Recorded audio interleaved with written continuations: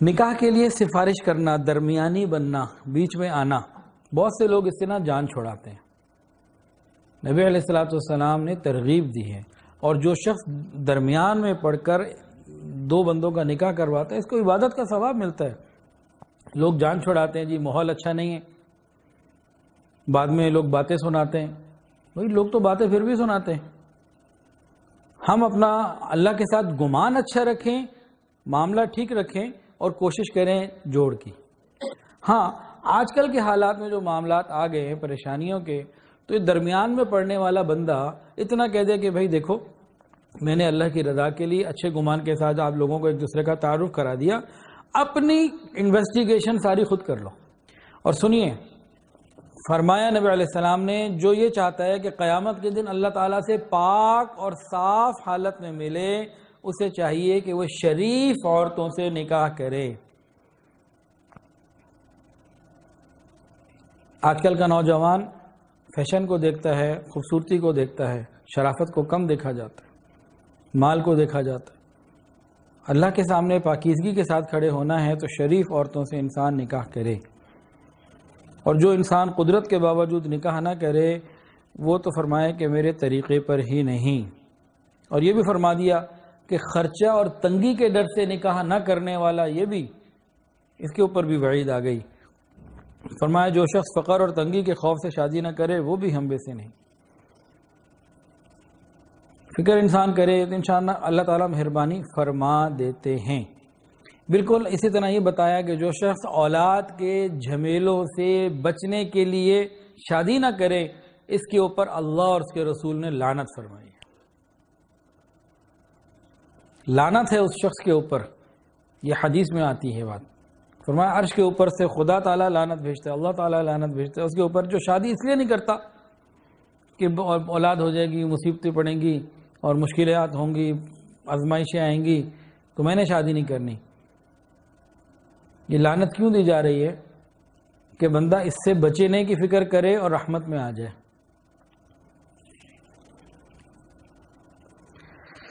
اللہ اکبر۔ ایک اور حدیث میں آتا ہے اللہ تعالیٰ نے ان مردوں پر لعنت فرمائی ہے جو کہتے ہیں ہم شادی نہیں کریں گے، اسی طرح ان عورتوں پر بھی لعنت فرمائی ہے کہ جو کہتی ہیں کہ ہم شادی نہیں کریں گے۔ بہت طبقہ ایسا پیدا ہو چکا، کئی لوگوں نے باقاعدہ مستورات نے فون کر کے کہا جی ہم شادی نہیں کرنا چاہتے۔ گناہ کبیرہ ہے، یہ رحمت سے دوری کی بات ہے۔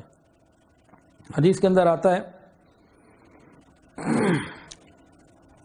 ایک آدمی نے، عمر فاروق رضی اللہ عنہ نے ایک آدمی سے پوچھا کہ بھئی تم نے نکاح کیا ہوا ہے؟ اس نے کہا نہیں۔ فرمایا پھر تم احمق ہو یا جاہل ہو، یا تو بیوقوف یہ کام نہیں کرتا، احمق ہو یا پھر فاجر ہو۔ احمق یا فاجر، یا تو بیوقوف ہو تمہیں عقل ہی نہیں ہے، سمجھ ہی نہیں ہے، یا پھر تم گناہ گار ہو۔ شادی کیوں نہیں کرتے؟ پھر گناہ تمہارا کھلے گا، اللہ تعالیٰ رحم فرمائے۔ پھر نبی علیہ السلام نے فرمایا تم میں سب سے زیادہ بدتر وہ ہے جو بے نکاحہ ہے، جس کے نکاح نہیں ہوا وہ بدترین ہے، اور تمہارے مردوں میں وہ سب سے زیادہ بدترین ہیں جو بے نکاح مر جائیں۔ اس میں تفصیل ہے تھوڑی سی۔ ایک تو وہ نوجوان جس کے پاس وسائل ہیں، شادی کر سکتا ہے، اس لیے نہیں کر رہا کہ ابھی میں ذرا اور پڑھ لوں، وہ ڈگری بھی لے لوں، تھوڑا کمانے کے قابل ہو جاؤں، تھوڑا اور کچھ گھر بنا لوں، تھوڑا یہ کر لوں، تو یہ بھی ان میں شامل ہیں۔ اگر اس کے پاس وسائل ہیں، دال روٹی چل سکتی ہے تو پڑھائی بھی کرتا رہے، باقی چیزیں بھی انشاءاللہ اللہ سیٹ کر دیں گے، لیکن اس کام کو جلدی کرے۔ اور وہ لوگ بھی شامل ہیں جن کی بیوی کا انتقال ہو چکا اور دوسری شادی نہیں کرتے، یہ لوگ بھی اس بدترین مردوں میں شامل ہیں۔ اگر مر گئے، زندہ ہیں تب تک تو بدترین زندوں میں ہیں، بے نکاح مر گئے تو بدترین مردوں میں۔ کسی کی کسی وجہ سے شادی نہ ہو سکے وہ الگ بات ہے، لیکن اگر کسی کی بیوی کا انتقال ہو گیا تو فوری طور پر کوشش کریں۔ میری والدہ کا انتقال ہو گیا 2003 میں، اللہ ان کی مغفرت فرمائے۔ انتہائی نیک، باپردہ اور خدمت کرنے والی، بہت اللہ کی نیک بندیوں میں سے تھیں۔ اللہ نے اپنے پاس بلا لیا 2003 میں، 27 جولائی کو انتقال ہو گیا۔ تقریباً 4 مہینے ہی گزرے تھے تو والد صاحب کی دوسری شادی کروائی۔ ہم 4 بہن بھائی تھے، آپس میں طے کیا، فوراً کام شروع کر دیا، تو بہرحال اللہ نے مہربانی فرما دی، تقریباً 4 ماہ لگے، دوسری شادی ہو گئی۔ آج الحمدللہ اس کے فائدے ابو کو بھی ہیں، ہم سب کو بھی، پورے خاندان اس کا فائدہ، پورا گھر اس کا فائدہ اٹھا رہا ہے۔ یہاں تک کہ جب ہم نے یہ کام شروع کیا ہم نے لوگوں سے یہ بھی سنا لگتا ہے کہ یہ لوگ تو اپنی ماں کے مرنے کا انتظار کر رہے تھے اپنے باپ کی دوسری شادی کرانے کے لیے. بہت لوگوں نے باتیں کی. بھائی ماں دنیا سے چلی گئی، والد اب حیات ہے، ہم چاروں شادی شدہ ہیں، ایک تو ہم کوئی فرما بردار قسم کی اولاد نہیں ہے. چلو اگر ہم کہیں ہم فرما بردار ہیں بھی، تب بھی 24 گھنٹے شادی شدہ اولاد ماں باپ کے پاس نہیں ٹھہر سکتی، باپ کے پاس نہیں ٹھہر سکتی. پھر جو خدمت اور جو تعلق بیوی دے سکتی ہے وہ کوئی اور دے ہی نہیں سکتا. بھئی ماں تو چلے گئی، اب باپ ہے، باپ کے لیے خیر خواہی کیا ہے؟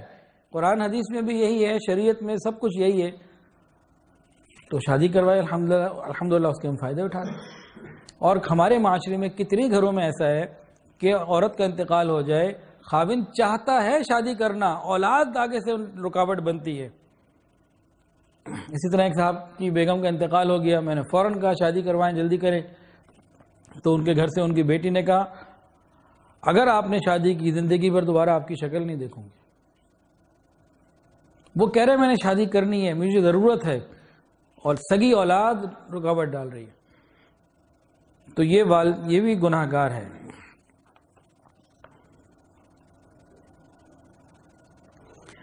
اور جو نوجوان اولاد ہے، جوانی کی عمر ہے اور شادی نہیں ہو رہی ہے اور وہ گناہوں میں لگی ہوئی ہے، تو وہ گناہ گار خود بھی ہو رہی ہے، اور ماں باپ اگر ذکر مراقبے میں بھی بیٹھے ہوئے، تسبیحات بھی کر رہے ہیں، بیت اللہ کا طواف بھی کر رہے ہیں، تب بھی گناہ گار ہو رہے ہیں. ماں باپ کے جذبات تو ٹھنڈے ہو چکے ہیں، لیکن اولاد کے جذبات تو مکس گیدرنگ، میوزک کنسرٹ. آج بھی ایک صبح میسیج آیا تھا کل رات کو کہ جی ہماری یونیورسٹی میں میوزک کنسرٹ ہے، میں کیا کروں؟ میں نے کہا بھائی نہیں جانا چاہیے. کہ جی صاحب تانے دے رہے ہیں کہ تم نہیں آؤ گی تو مشکل ہو رہا ہے میرے لیے، نہ جانا. اب وہاں کیا ہوگا؟ گانے بجانے ہوں گے، اس کے بعد پھر راتوں کی محفلیں ہوں گی اور دوستیاں ہوں گی، اور سب والدین گھر بیٹھے گناہ کے شریک ہوں گے. تو نبی علیہ السلام بہت سختی سے منع فرماتے کہ انسان بے نکاح رہے، فوراً کوشش ہوتی کہ نکاح ہی کرتے.